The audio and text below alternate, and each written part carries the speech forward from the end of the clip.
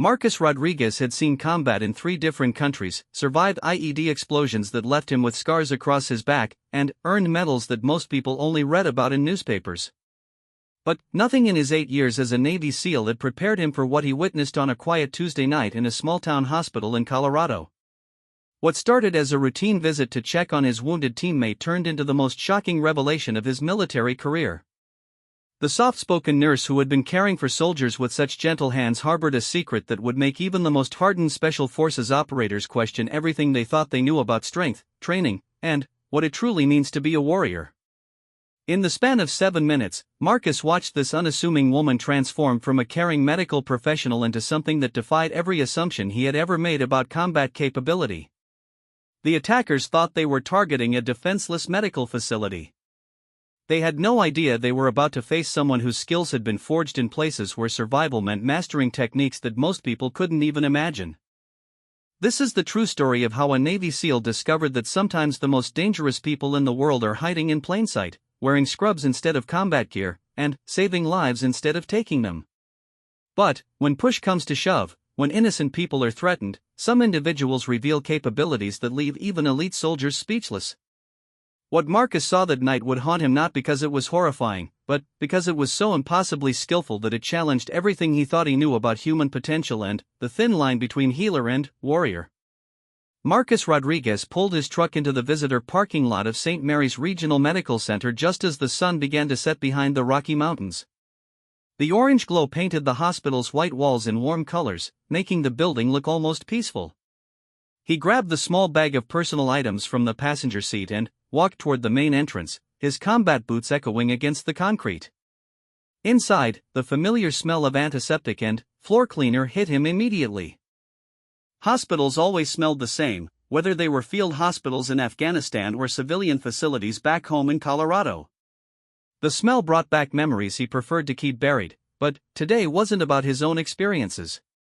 Today was about checking on Danny Sullivan, his teammate who had been injured during their last mission. The elevator ride to the 3rd floor gave Marcus time to think about how strange civilian life felt after spending the last 6 months overseas. Everything seemed too quiet, too clean, too safe. Even simple things like walking down a hallway without checking corners and exits felt unnatural. The elevator dinged softly as it reached the 3rd floor, and the doors opened to reveal a typical hospital ward. The nurses' station sat in the center of the floor, surrounded by patient rooms that branched off in different directions. The lighting was soft and warm, designed to be calming for patients and families. Marcus approached the desk where a young nurse with blonde hair tied back in a ponytail was updating patient charts on a computer. "Excuse me," Marcus said, keeping his voice low out of habit. "I'm here to see Danny Sullivan. Room 312. The nurse looked up and smiled. She had kind eyes and the sort of gentle demeanor that Marcus associated with people who chose to spend their lives helping others. Her name tag read Sarah Chen, RN. "Are you family?" she asked, her fingers poised over the keyboard. "Military," Marcus replied simply. "We served together." Sarah's expression softened with understanding. She had clearly worked with military patients before and knew that brotherhood extended beyond blood relations. "He's been asking about when his team might visit. I think he'll be really happy to see you." She stood up from her chair and gestured toward the hallway. "I'll walk you over. He's doing much better today. The surgery went well, and his spirits have been improving since yesterday." As they walked down the corridor, Marcus found himself studying Sarah without really meaning to. It was an old habit from his military training to assess people and situations automatically. She moved with a quiet confidence that reminded him of some of the best medics he had worked with overseas. There was something economical about her movements, no wasted energy or unnecessary gestures. "Have you been working with military patients long?" Marcus asked as they passed several rooms where he could see other patients resting. "About 3 years now," Sarah replied. "We get quite a few service members here because of the base nearby. I've learned a lot about the unique challenges you all face during recovery." She stopped outside room 312 and knocked gently on the doorframe. "Danny, you have a visitor." The voice that came from inside the room was weak but clearly excited. Send them in. Sarah stepped aside to let Marcus enter, and he saw Danny propped up in bed with his left leg elevated and wrapped in bandages. Despite the obvious pain medication making his movements slow, Danny's face lit up when he saw Marcus. Rodriguez. About time you showed up, Danny said with a grin. I was starting to think you guys had forgotten about me already. Marcus pulled a chair closer to the bed and sat down, immediately falling into the easy banter that characterized military friendships. Forget about you? We've been enjoying the peace and quiet too much. No one complaining about the coffee or asking if we're there yet every 5 minutes. They talked for nearly an hour about everything except the mission that had landed Danny in the hospital. Instead, they caught up on news from home, plans for when Danny would be cleared for duty again, and the eternal military tradition of giving each other grief about everything imaginable. Sarah checked on them twice during the visit, each time managing to assess Danny's condition and adjust his care without interrupting their conversation. Marcus noticed how smoothly she worked, checking vitals and medication levels while asking casual questions that seemed friendly but were clearly designed to monitor Danny's cognitive and emotional state. She's good, Danny said quietly after Sarah left the room the second time. Really knows her stuff. Some of the other nurses are nice enough, but they don't really understand us. Sarah gets it, you know? Marcus nodded, though he was thinking about something else entirely. During Sarah's second visit to the room, he had noticed something that didn't quite fit with his image of a small-town hospital nurse. When she had reached across Danny to adjust the foreline, Marcus caught a glimpse of what looked like a small scar on her forearm. It was partially hidden by her sleeve, but the shape and size reminded him of scars left by certain types of training accidents. More interesting was the way she moved around potential obstacles in the room. Most people navigated around furniture and equipment in straight lines, taking the most obvious path. Sarah moved more like someone who had been trained to maintain situational awareness, keeping her back away from doorways and maintaining clear lines of sight to exits. What do you know about her background? Marcus asked, keeping his voice casual. Danny shrugged. Not much. She's been here since before my surgery. Professional, knows her medical stuff, doesn't ask too many personal questions about our work. Why? Just curious, Marcus replied, but his mind was working through possibilities. In their line of work, you learn to trust instincts about people, and something about Sarah Chin didn't quite add up to the simple narrative of a small-town hospital nurse. As visiting hours came to an end, Marcus prepared to leave. Sarah appeared in the doorway right on schedule, demonstrating the sort of precise timing that suggested she had been keeping track of the visit duration without being obvious about it. I hate to break up the reunion, she said with an apologetic smile, but we need to let Danny get some rest. His next round of medication is coming up. Marcus stood and shook Danny's hand. I'll be back tomorrow, assuming you don't do anything stupid like try to flirt with all the nurses. Too late for that advice, Danny grinned. I already asked Sarah here if she wanted to grab coffee after her shift. Sarah laughed, but Marcus noticed that she deflected the invitation smoothly without making Danny feel rejected. I'm flattered, but I make it a policy not to date patients. It gets complicated when you're trying to stick someone with needles. As Marcus walked toward the elevator, he found himself thinking about Sarah's response. The deflection had been perfect, friendly but firm, professional but not cold. It was the sort of answer someone gave when they had practiced managing unwanted attention without creating conflict. The elevator ride down gave him time to consider what he had observed. Taken individually, none of the things he had noticed about Sarah were particularly significant. The way she moved, the precision of her timing, the small scar, the practiced deflection of Danny's attention. But, taken together, they painted a picture that didn't quite match the setting. Marcus had worked with enough people in high-stress professions to recognize certain patterns of behavior. Sarah moved like someone who had been trained for situations where awareness and precision could mean the difference between life and death. But that training didn't necessarily come from medical school. As he walked across the parking lot toward his truck, Marcus decided he would make a point of visiting Danny again the next day. And maybe he would pay a little more attention to the staff, particularly one nurse who seemed to have more layers than initially apparent. The drive home took him through the small downtown area where most businesses were closing up for the evening. St. Mary served a community of about 15,000 people, the sort of place where everyone knew each other and strangers were noticed immediately. It wasn't the kind of place where you would expect to find someone with serious military or law enforcement training working as a hospital nurse. But Marcus had learned over the years that people ended up in unexpected places for all sorts of reasons. Sometimes the most interesting stories belong to the people who seemed the most ordinary on the surface. Back at his apartment, Marcus found himself thinking about the conversation with Danny and the brief interactions with Sarah. There was something about her that nagged at him, like a puzzle piece that didn't quite fit where it was supposed to go. He had been trained to pay attention to those feelings, to investigate when something seemed off. The next morning, Marcus decided to do a little research before his afternoon visit to the hospital. It wasn't anything invasive or inappropriate, just the sort of basic background checking that had become second nature after years of military service. He started with public records and social media, looking for any information about Sarah Chen that might explain his instincts. What he found was surprisingly sparse. Sarah had a minimal social media presence, which wasn't unusual for healthcare workers who were careful about patient privacy. Public records showed her nursing license was current and that she had been living in Colorado for about 4 years. Before that, the trail became much more difficult to follow. The lack of easily accessible information was itself interesting.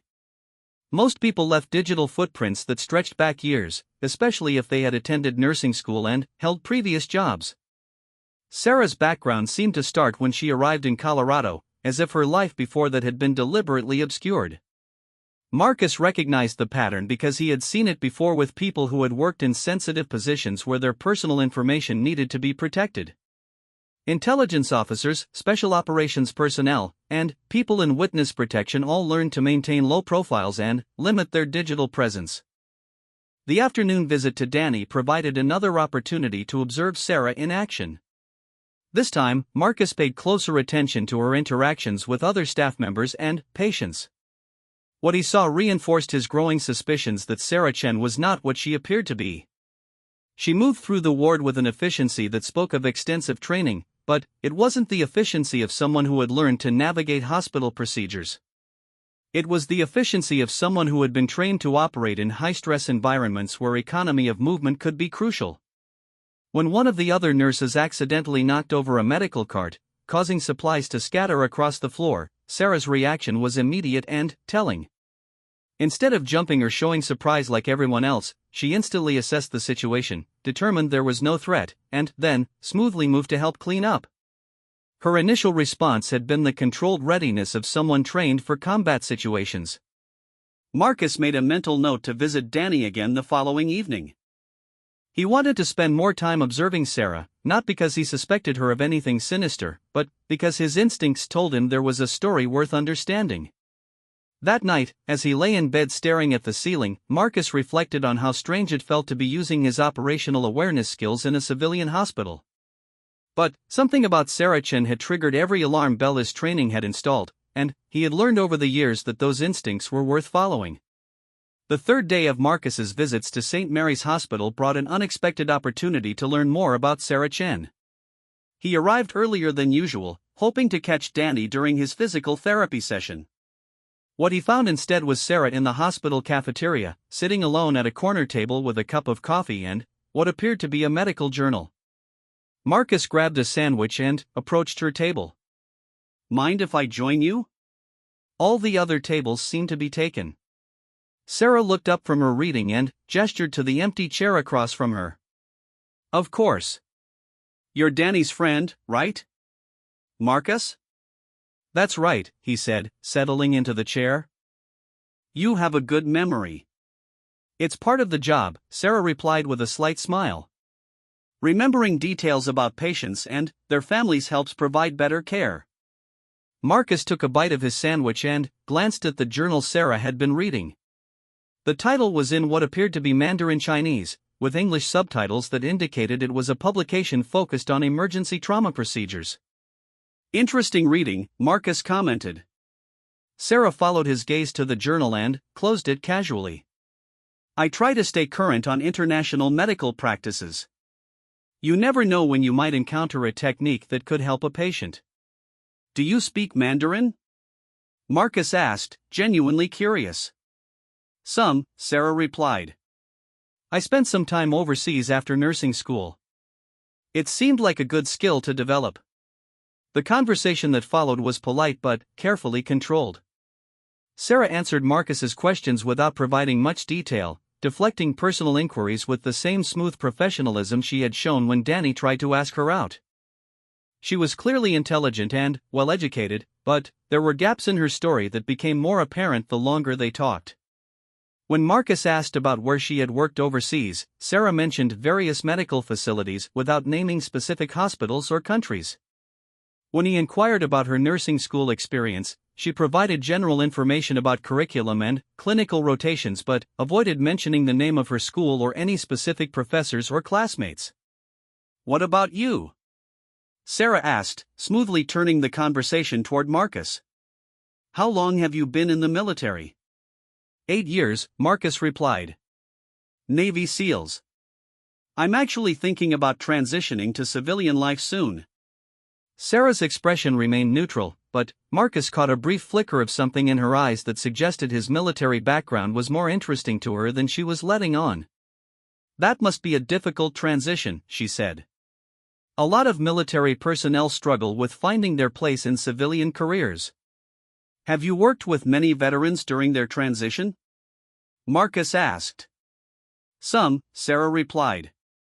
The skills don't always translate directly, but the discipline and attention to detail usually serve people well in whatever they choose to do next.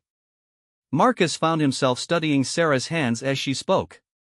Her fingernails were short and practical, which made sense for a nurse, but her hands themselves told a different story. They were stronger than he would expect from someone whose primary job involved patient care, and he noticed several small scars across her knuckles that looked like they might have come from combat training. Have you ever considered working in a military hospital? Marcus asked. Your background seems like it would be a good fit for treating service members.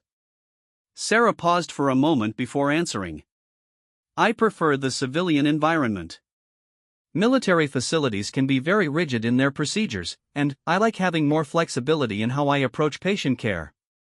It was a reasonable answer, but something about the way she said it suggested there might be other reasons for avoiding military medical facilities. Marcus filed that observation away with the growing list of things about Sarah Chen that didn't quite add up. Their conversation was interrupted when Sarah's pager buzzed. She glanced at it and stood up immediately.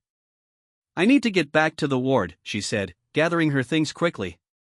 Danny should be back from physical therapy in about 20 minutes if you want to see him.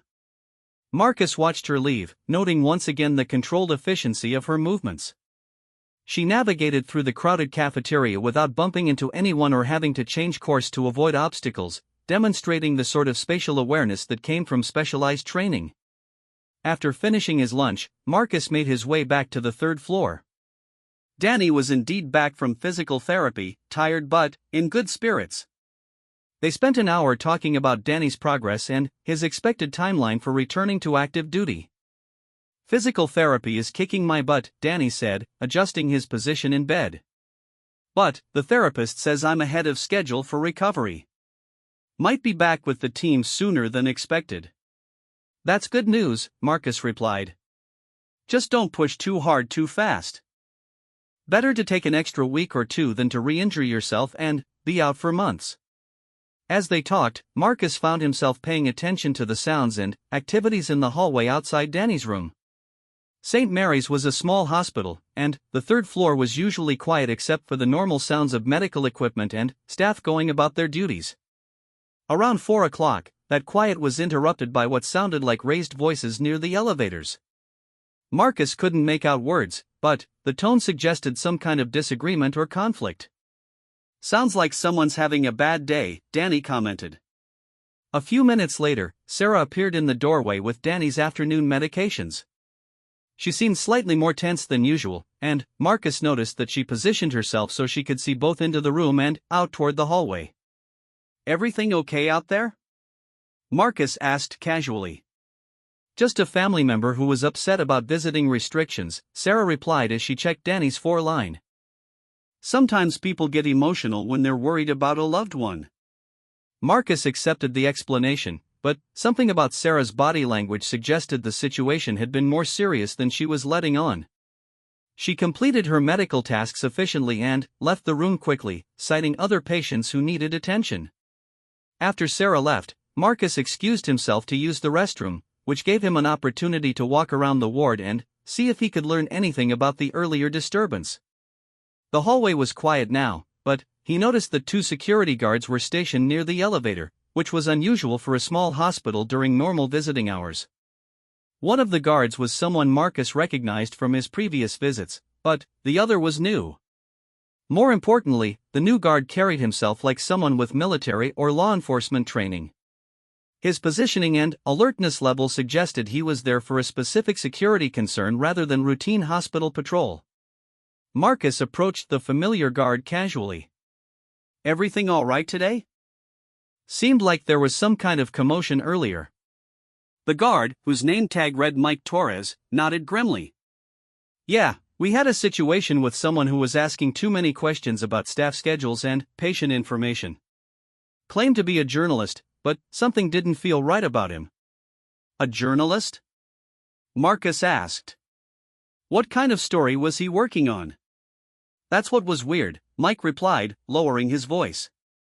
He was asking specifically about one of our nurses.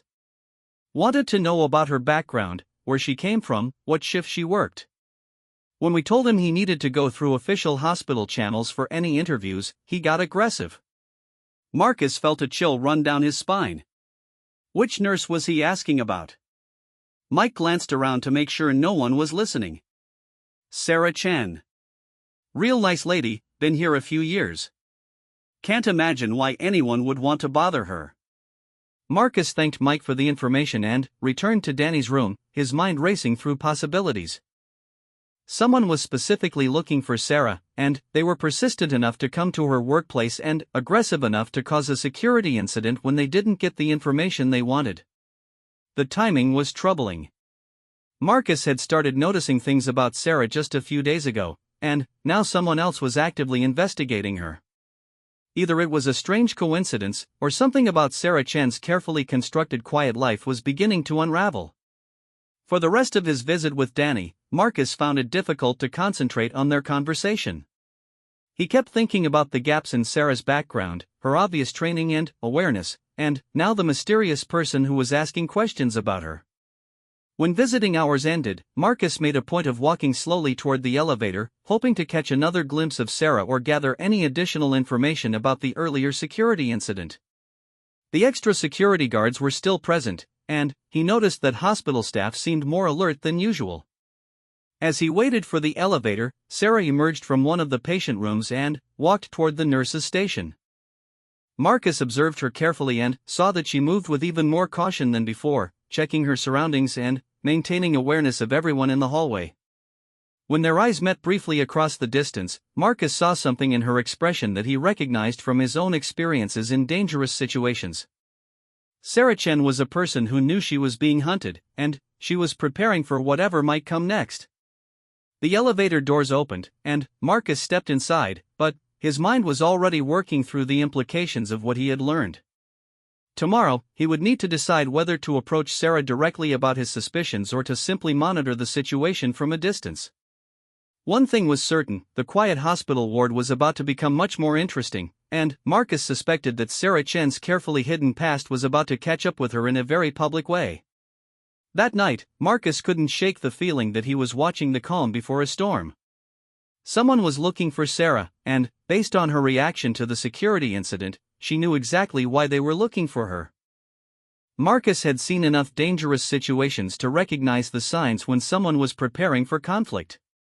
Sarah Chen might be working as a nurse in a small Colorado hospital, but everything about her behavior suggested she was ready for something much more serious than medical emergencies. The question that kept Marcus awake was whether he should warn Sarah that someone was asking questions about her, or whether getting involved would only make the situation more complicated. His instincts told him that Sarah was capable of taking care of herself, but his military training emphasized the importance of having backup when trouble was expected. By morning, Marcus had decided that he would visit the hospital again that evening, not just to see Danny, but to make sure Sarah Chen wasn't facing whatever was coming her way alone. Marcus arrived at St. Mary's Hospital just after 7 in the evening, earlier than his usual visiting time. The parking lot was less crowded than during regular hours, with only a few cars scattered near the main entrance. The building's windows glowed warmly against the darkening sky, giving no indication of the tension that Marcus suspected was building inside. The elevator ride to the third floor felt longer than usual, and Marcus found himself checking his surroundings with the automatic awareness that came from years of military training. Something felt different about the hospital tonight, though he couldn't put his finger on exactly what had changed. The third floor was quieter than normal, with fewer staff members visible at the nurses' station. Marcus noticed immediately that the extra security guards from yesterday were no longer present, which could mean either that the threat had passed or that hospital administration had decided the additional security wasn't necessary. Danny was awake and seemed to be in better spirits than the previous day. His physical therapy sessions were progressing well, and the doctors had mentioned that he might be discharged sooner than originally expected. "You're early tonight," Danny observed as Marcus settled into the bedside chair. "Not that I'm complaining. Gets boring in here when there's nothing to do but watch TV and think about how much better hospital food could be. Figured I'd stop by before the evening rush," Marcus replied, though he was really there because his instincts had been telling him all day that something was about to happen. They talked for about 30 minutes about Danny's recovery timeline and plans for his return to duty. Marcus found it difficult to concentrate fully on the conversation because he was listening for sounds from the hallway and paying attention to the normal rhythm of hospital activities. Around 8:30, that rhythm changed in a way that made Marcus's combat instincts activate immediately. The normal sounds of medical equipment and staff conversations were interrupted by what sounded like multiple people moving quickly through the building. The voices were too distant to understand, but the urgency was unmistakable. "Sounds like they're having a busy night," Danny commented, but Marcus was already standing up and moving toward the window to get a view of the parking lot. What he saw made his blood run cold. 3 black SUVs were parked near the hospital's side entrance, positioned in a way that would allow for quick departure. The vehicles looked official but not like typical hospital security or local law enforcement. More concerning was the fact that he could see several figures in dark clothing moving around the vehicles with the coordinated precision of a tactical team. "Danny," Marcus said quietly, "I need you to listen to me carefully. I think there's about to be trouble in this hospital, and I need you to be ready to move if necessary." Danny's expression immediately became serious. Despite his injuries, he was still an active duty soldier, and he recognized the tone Marcus was using. "What kind of trouble?" "I'm not sure yet," Marcus replied, "but I want you to get out of bed and put your clothes on. Keep your 4-line attached, but be ready to disconnect it quickly if we need to move." Marcus moved to the door and looked out into the hallway. The normal evening routine had definitely been disrupted. He could see Sarah at the nurse's station, and even from a distance, it was clear that she was tense and alert. She was moving with the controlled efficiency he had noticed before, but now it looked less like professional competence and more like tactical preparation. As Marcus watched, Sarah's behavior confirmed his worst suspicions. She moved around the nurse's station checking equipment and supplies, but her actions looked more like someone conducting a pre-combat inspection than a nurse completing routine duties.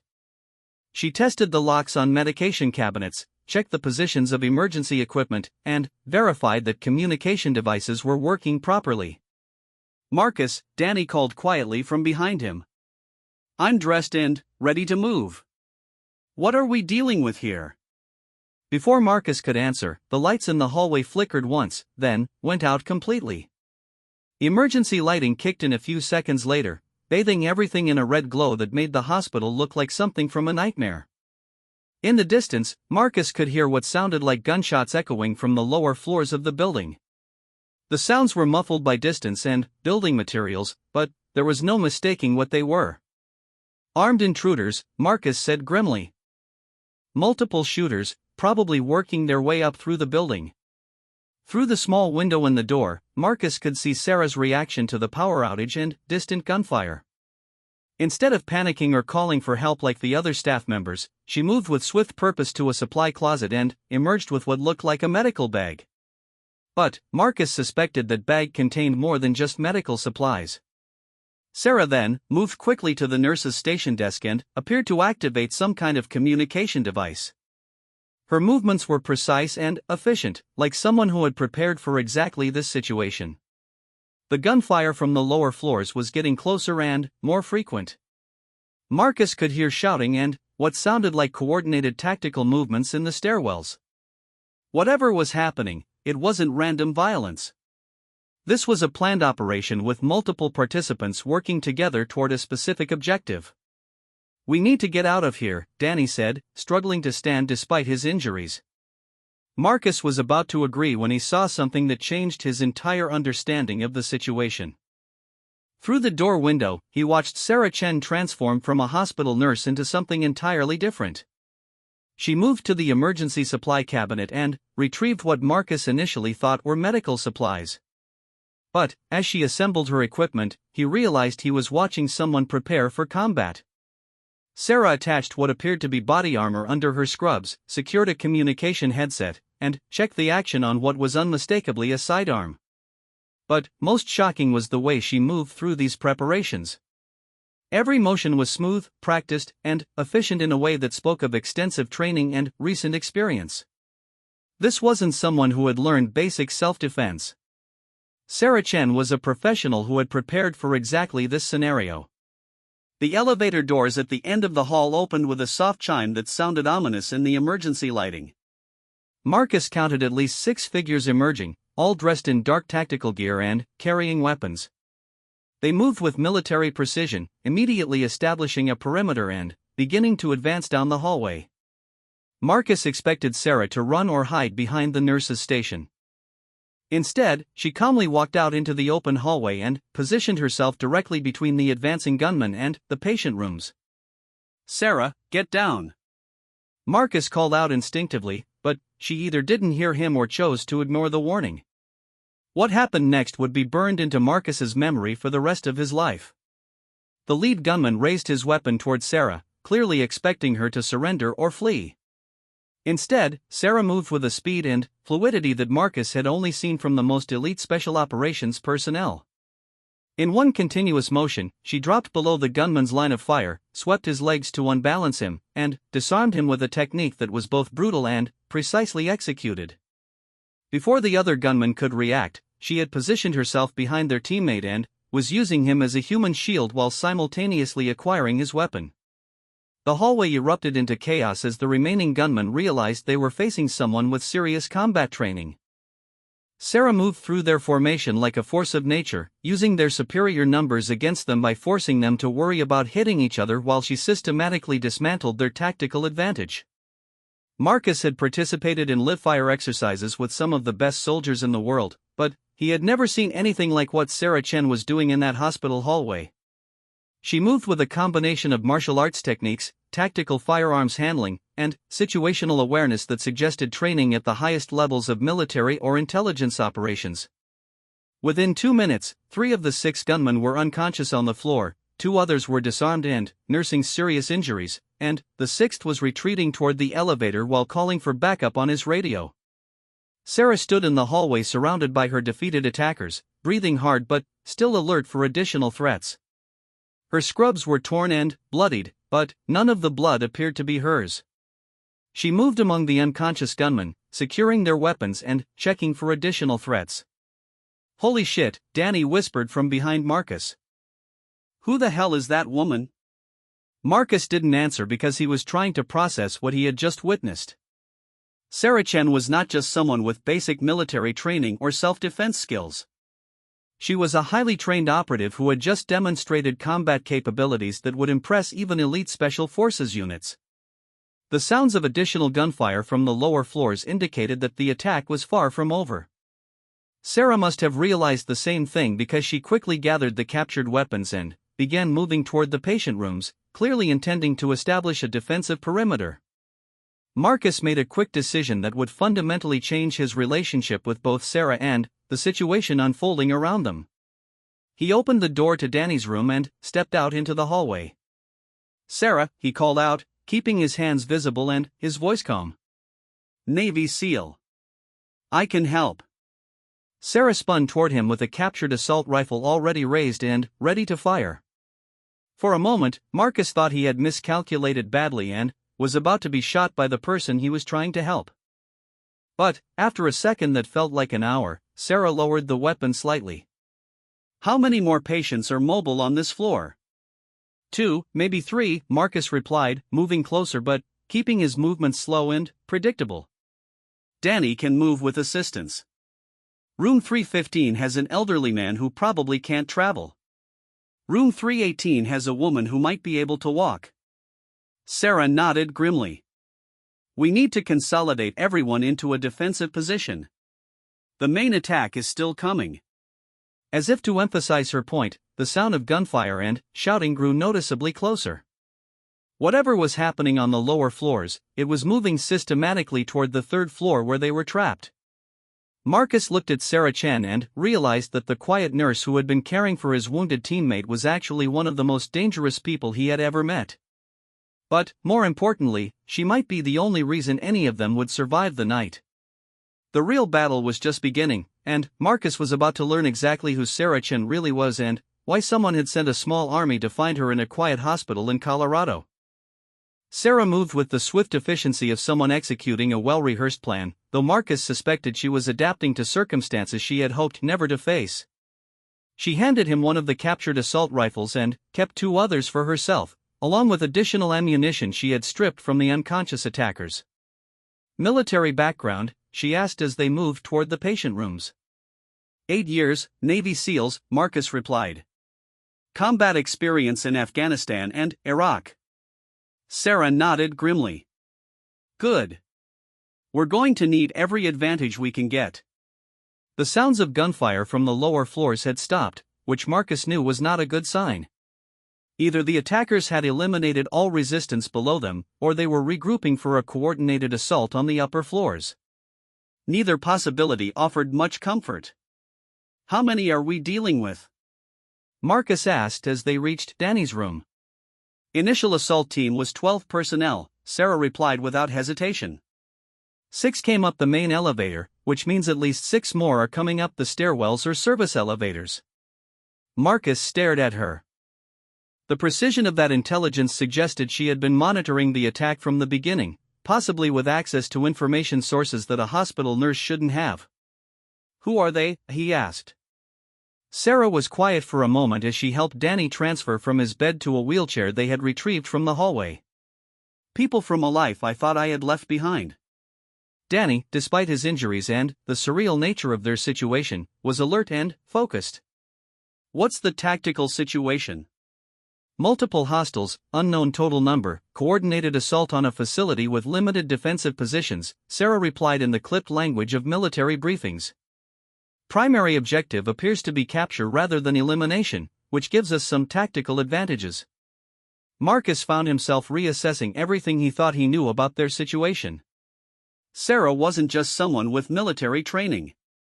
She was speaking like someone with extensive experience in tactical planning and threat assessment. They moved quickly through the ward, checking the other patient rooms. The elderly man in 315 was stable but couldn't be moved safely. The woman in 318 was recovering from surgery but could walk with assistance. 2 other patients had already been evacuated by hospital staff before the attack began. Sarah established their defensive position in the central area near the nurses' station, which provided good sightlines to all approaches and access to communication equipment and medical supplies. She positioned Marcus to cover the main elevator and stairwell approach, while she took overwatch on the service elevator and emergency stairs. "What about the patients who can't move?" Danny asked from his wheelchair, where he was manning a captured radio to monitor attacker communications. "We hold this position," Sarah said firmly. "No one gets through to the patient rooms." Marcus was struck by the confidence in her voice. Most people, even those with military training, would be considering escape routes and evacuation plans. Sarah was talking about holding ground against superior numbers in a defensive position that would be difficult to maintain. The radio Danny was monitoring crackled to life with voices speaking in what sounded like accented English mixed with another language. The communications were brief and professional, coordinating movement between different teams. "They're staging on the second floor," Danny reported. "Sounds like they're waiting for additional personnel before moving up here." Sarah checked her watch and frowned. "That gives us maybe 10 minutes to prepare." She moved around their defensive position with practiced efficiency, setting up what Marcus recognized as a sophisticated ambush. Using medical equipment and furniture, she created overlapping fields of fire that would force attackers to expose themselves to multiple threats simultaneously. "Where did you learn to do this?" Marcus asked as he watched her work. "Places that don't officially exist," Sarah replied without looking up from her preparations. "Doing things that officially never happened." The pieces were starting to fall into place for Marcus. Saracen had worked in intelligence or special operations, probably for an extended period and at a high level. The nursing job wasn't just a career change, it was deep cover or witness protection. "Why are they here?" Marcus asked. "What do they want with you?" Sarah paused in her work and looked directly at him. In the emergency lighting, her expression was serious but not fearful. "I know things that certain people would prefer to keep secret. I also have access to information that could be very valuable to the wrong people." "What kind of information?" "The kind that gets people killed," Sarah replied simply. "Which is why I've been very careful to stay hidden for the past 4 years." The elevator at the end of the hall chimed softly, indicating that their preparation time was over. Sarah and Marcus took their positions while Danny continued monitoring communications from his central location. What emerged from the elevator was different from the first assault team. These men moved with even greater coordination and carried more sophisticated equipment. Marcus counted 8 personnel, all wearing advanced tactical gear and carrying weapons that suggested military rather than private security backgrounds. But Sarah had anticipated their approach perfectly. As the assault team moved down the hallway in standard formation, they walked directly into the killing field she had established using medical equipment and furniture as concealment. The engagement that followed was unlike anything Marcus had experienced, even during his most intense combat operations. Sarah moved through the defensive position with fluid grace, engaging targets from multiple angles while using the hospital environment to her advantage. She turned medical equipment into weapons, using an 4-pole to disarm one attacker before using it as a striking weapon against another. A crash cart became both mobile cover and a battering ram that she used to break up the assault team's formation. But what impressed Marcus most was Sarah's tactical intelligence. She didn't just react to the attackers, she anticipated their movements and forced them into disadvantageous positions. When one team member tried to flank their position through a side corridor, Sarah was already waiting for him with a captured stun grenade that left him unconscious before he could call for backup.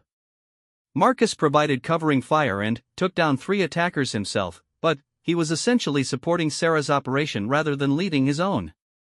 She moved through the battle with a combination of martial arts, tactical firearms work, and environmental awareness that demonstrated training at the absolute highest levels. Within 8 minutes, the second assault team was neutralized. Some were unconscious, others were disabled with non-fatal injuries that would prevent them from continuing the attack. Sarah had managed to defeat 8 professionally trained operators without killing any of them, which required both exceptional skill and careful planning. "That's 18 down," Danny reported from his position at the radio. "But they're calling for additional units. Sounds like at least 2 more teams are en route." Sarah reloaded her weapons and checked her equipment with the mechanical precision of someone who had done this many times before. "How long until they arrive?" "Communications suggest 15 to 20 minutes, Danny replied. Marcus looked around at the destruction in the hallway. Medical equipment was scattered everywhere, some of it damaged beyond repair. The walls were marked with bullet holes and impact damage from the fight. But, remarkably, none of the patient rooms had been breached, and no civilians had been injured. "Sarah," Marcus said quietly, "you can't keep this up indefinitely. Even with your skills, we're going to be overwhelmed eventually. She looked at him with an expression that was both tired and determined. I know. But I'm not leaving those patients unprotected, and I'm not letting these people take me alive. What if we had another option? Marcus asked. What if we could get reinforcements? Sarah smiled grimly. Who are you going to call?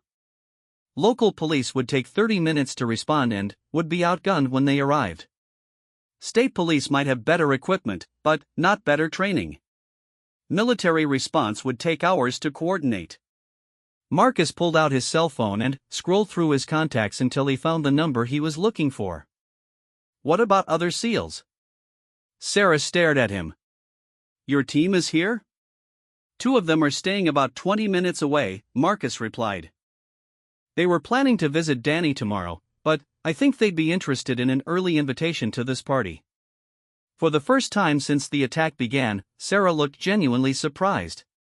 You want to call in Navy SEALs to help defend a hospital? I want to call in backup to help someone who's been protecting innocent people against overwhelming odds, Marcus corrected. The fact that you're apparently some kind of superhuman operative just makes it more interesting. Sarah considered this for a moment, then nodded. Make the call. But tell them they're walking into a situation that's officially classified and probably illegal on multiple levels. Marcus dialed the number while Sarah continued checking their defensive preparations. When his teammate Jake Thompson answered, Marcus kept the conversation brief and direct. Jake, it's Marcus. I need immediate backup at St. Mary's Regional Medical Center. Multiple hostile assault teams, civilian casualties possible, situation is active and ongoing. Jesus, Marcus. Are you serious? Dead serious. Bring everything you've got. And, Jake? Bring Tommy too. We're going to need all the help we can get. 20 minutes, Jake replied. Try not to die before we get there. Marcus hung up and looked at Sarah. Help is coming. Can you hold out for 20 more minutes? Sarah Chen, the quiet nurse who had spent 3 years caring for patients in a small Colorado hospital, smiled with the confidence of someone who had survived much worse situations. 20 minutes, she said, checking the action on her assault rifle. That's plenty of time. In the distance, Marcus could hear the sound of vehicles arriving in the hospital parking lot. The next wave of attackers was assembling for their assault, and this time they would be prepared for serious resistance. But Marcus found himself feeling oddly confident about their chances. He was fighting alongside someone whose skills were apparently legendary in circles he had never known existed, and backup was coming from some of the best-trained soldiers in the world. The battle for St. Mary's Hospital was far from over, but, for the first time since it began, Marcus believed they might actually win. The 20 minutes until backup arrived felt like hours as Marcus and Sarah prepared for what would likely be the largest and most coordinated assault yet.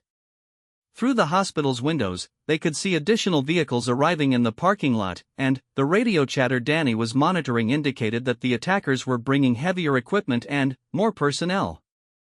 They're not taking any chances this time, Danny reported from his wheelchair position at the communications station.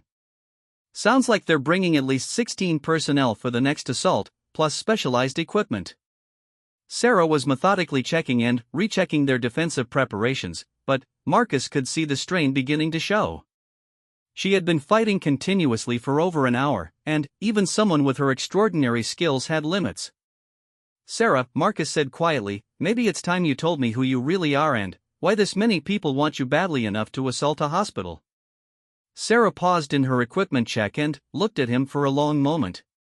In the emergency lighting, her face showed exhaustion, determination, and something else that Marcus couldn't quite identify. My real name is Li Mei Chen, she said finally.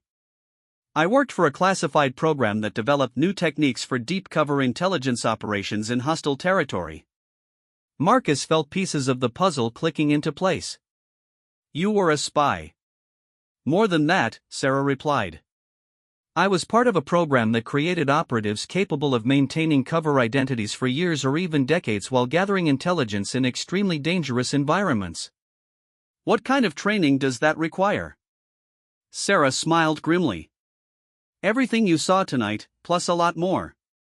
We learned to become other people so completely that we could pass any background check, survive any interrogation, and maintain our covers under the most extreme pressure. The radio crackled with increased chatter as the assault teams coordinated their approach. Sarah listened for a moment, then frowned. "They're not just trying to capture me anymore," she said. "Someone gave them authorization to use lethal force." Marcus felt a chill run down his spine. If the attackers were no longer concerned about taking Sarah alive, it meant they were either desperate or had decided that eliminating her was more important than extracting information from her.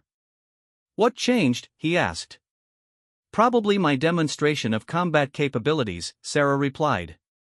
"Whoever sent these teams just realized that I'm not the helpless civilian they thought they were hunting." The sound of vehicles moving around the hospital building indicated that the assault teams were positioning themselves for a coordinated attack from multiple directions. Sarah moved to the windows to assess their approach routes, and what she saw made her expression even more serious. "They're surrounding the building," she reported. "This isn't just about me anymore. They're treating this like a full-scale military operation." Marcus checked his phone and saw that 18 minutes had passed since he called for backup.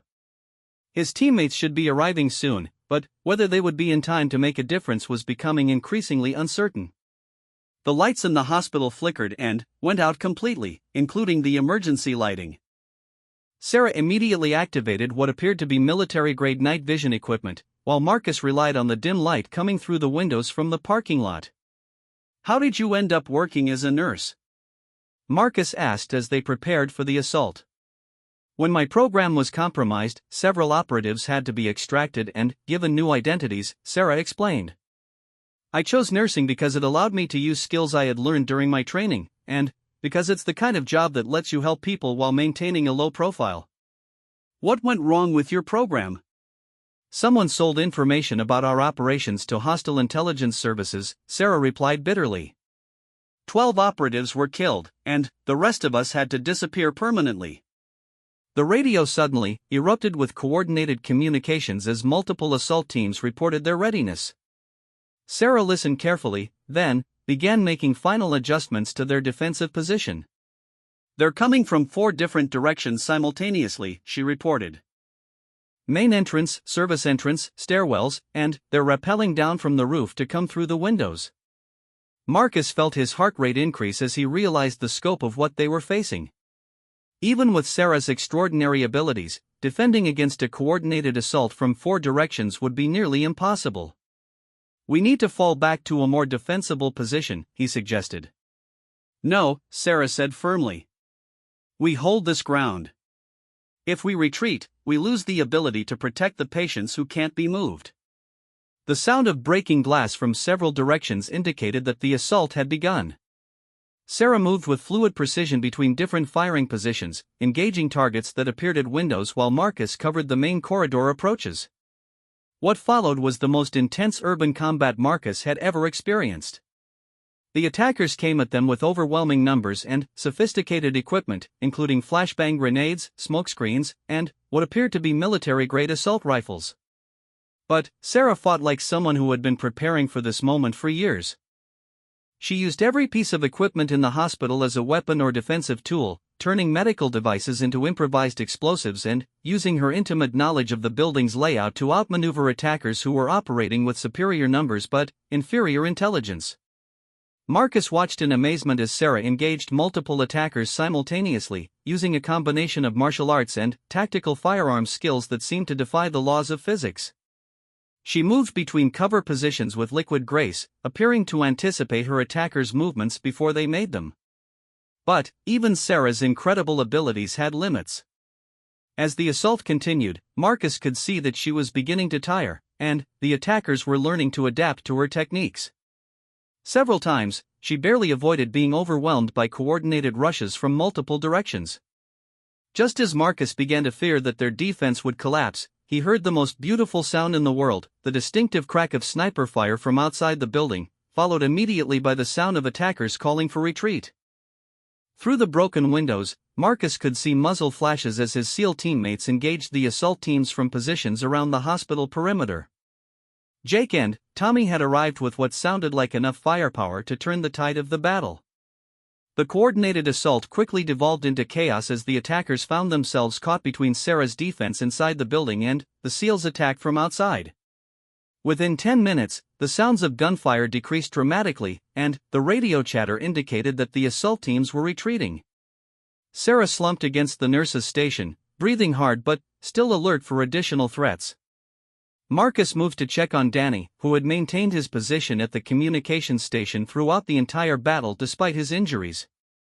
Status report: Marcus called out as Jake and Tommy entered through the main entrance, their tactical gear making them look like something from a military recruiting poster. Area secured, Jake replied, moving to help Marcus check for remaining threats. We counted at least 25 hostiles retreating to vehicles in the parking lot. Most appeared to be injured but mobile. Tommy was already checking on the patients in the rooms they had been defending, ensuring that none of the civilians had been injured during the fighting. Sarah slowly stood up and began the process of securing captured weapons and checking the unconscious attackers for intelligence. Even exhausted from the battle, she moved with the methodical precision of someone conducting a professional post-combat assessment. "Ma'am," Jake said respectfully, approaching Sarah carefully. "I don't know who you are, but that was some of the most impressive tactical work I've ever seen." Sarah looked at the 3 SEALs and smiled wearily. "Thank you for the backup. I wasn't sure I could hold them off much longer." Marcus introduced his teammates to Sarah, though he was careful not to reveal too much about what he had learned about her background. That conversation would need to happen later, when they weren't surrounded by evidence of a major firefight in a civilian hospital. "What happens now?" Danny asked from his wheelchair, surveying the destruction around them.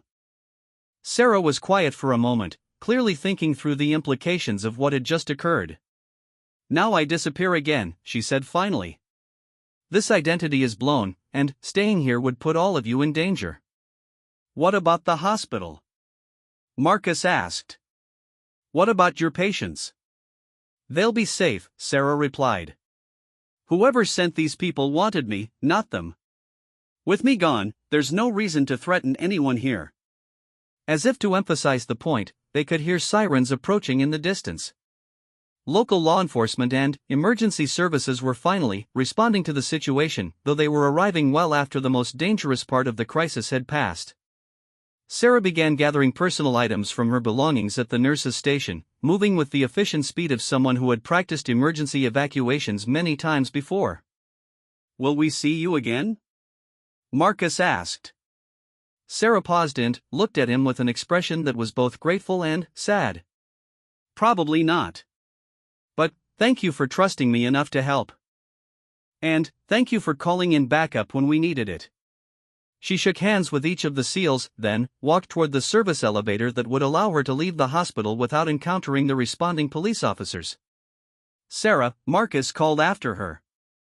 "For what it's worth, you would have made an incredible SEAL." She turned back and smiled. "For what it's worth, you make a pretty good spy yourself." The elevator doors closed, and Sarah Chen disappeared from their lives as suddenly and mysteriously as she had entered them. Marcus and his teammates spent the next several hours dealing with police interviews and incident reports, carefully editing their account of events to protect information about Sarah's true identity and capabilities. When the investigators asked about the nurse who had been working on the 3rd floor during the attack, Marcus and his teammates provided a description of someone who sounded like an ordinary healthcare worker who had happened to be in the wrong place at the wrong time. The official report would state that the hospital had been attacked by unknown assailants who were repelled by alert security staff and visiting military personnel. There would be no mention of Li Mei Chen or her extraordinary demonstration of combat skills. But Marcus would never forget what he had witnessed that night. He had seen someone who combined the healing instincts of a dedicated nurse with the tactical capabilities of an elite special operations soldier. Sarah Chen had risked her carefully constructed new life to protect patients she barely knew, and she had done it with skills that defied explanation. 6 months later, Marcus received a postcard with no return address. The image was of a small medical clinic in rural Guatemala. On the back, written in neat handwriting, was a simple message: still helping people. Still staying hidden. Thank you for understanding. It wasn't signed, but Marcus knew exactly who had sent it. Somewhere in the world, Li Mei Chen was continuing to use her extraordinary abilities to help people who needed protection, living proof that the most dangerous people sometimes choose to dedicate their lives to healing rather than harming. Marcus kept the postcard in his wallet as a reminder that heroes come in all forms, and that sometimes the most important battles are fought by people whose names will never appear in history books. The seal had believed she was just a nurse. He had discovered that she was something far more extraordinary, someone who had chosen to use incredible power in service of others, asking for nothing in return except the chance to make a difference in a world that was often darker than most people realized. Danny made a full recovery and returned to active duty. The attack on St. Mary's Hospital was investigated but never solved. And, in a small town in Colorado, the night shift nurses still tell stories about their colleague who disappeared after single-handedly protecting an entire ward from an army of attackers. But, they tell those stories quietly, because somehow they understand that Sarah Chen's greatest protection now lies in the fact that most people will never believe that someone like her could really exist.